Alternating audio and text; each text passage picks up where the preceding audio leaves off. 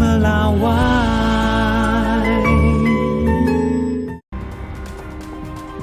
Kembali Kompas Petang, saudara. Wajah baru stasiun Tanah Abang dengan fasilitas penumpang bagi kereta komuter lain resmi dioperasikan. Penumpang mengapresiasi revitalisasi yang membawa perubahan positif.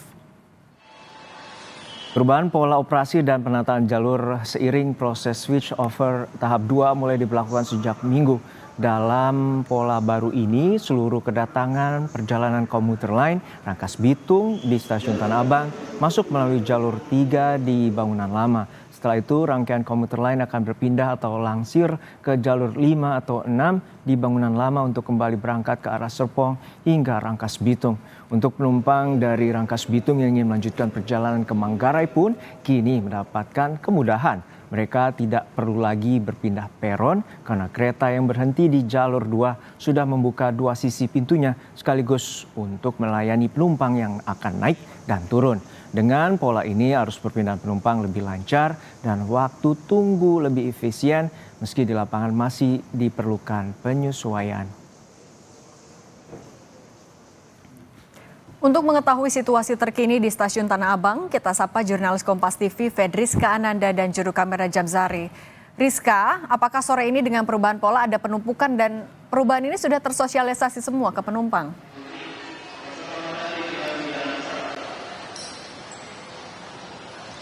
Ya, Cindy, benar sekali terkait dengan switch over tahap kedua ini sudah diberlakukan sebetulnya sejak kemarin pada tanggal 29 Juni 2025, di mana memang untuk hari pertama kerja setelah libur panjang kemarin ini masyarakat kemudian mulai menggunakan untuk berangkat dan juga pulang kerja, di mana kalau misalkan untuk jam saat ini sekitar jam 5:13 ini artinya adalah jam yang cukup sibuk di stasiun Tanah Abang, di mana ini merupakan jam untuk pulang kerja. Jadi kalau misalkan bisa saya gambarkan Cindy dan juga saudara bagaimana kemudian kepadatan di stasiun Tanah Abang ini sebetulnya sudah mulai terurai, namun saja memang ini masih membingungkan bagi para penumpang yang kemudian belum terinformasi terkait dengan jalur yang digunakan, terkait dengan kereta yang akan mereka gunakan.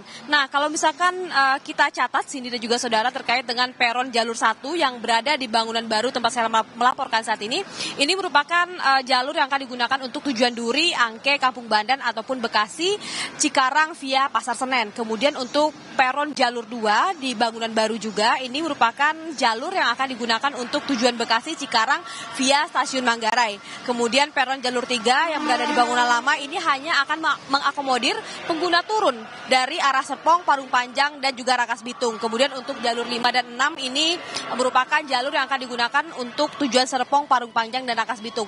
Nah, yang perlu dicatat juga Cindy dan juga saudara, bagaimana kemudian ini ada beberapa pintu tap in dan juga tap out yang kemudian ini juga cukup membingungkan bagi para pengguna KRL, yang mana untuk tap in dan juga tap out ini dapat dilakukan di gedung lama, namun kalau misalkan untuk di gedung baru ini hanya akan digunakan untuk tap out saja. Cindy. Terima kasih jurnalis Kompas TV Fedriska Ananda dan Jamzari dari Stasiun Tanah Abang.